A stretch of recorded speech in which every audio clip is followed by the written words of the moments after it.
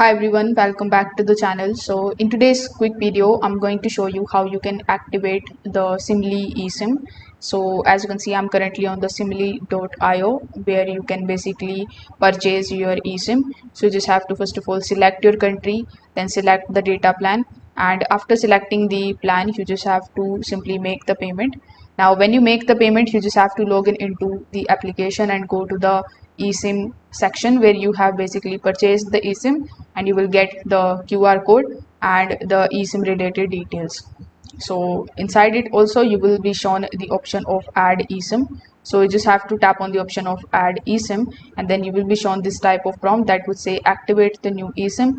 So here you just have to do nothing but to just simply allow this, and as soon as you allow this, you just have to wait for some time until it is activating your eSIM. You just have to follow further on screen instructions in order to basically activate it successfully.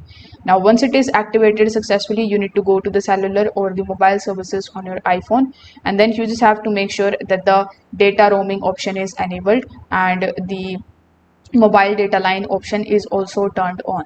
So this way you will be able to basically activate the eSIM. If this video helped you out, make sure that you like this video and subscribe to the channel. Thanks for watching.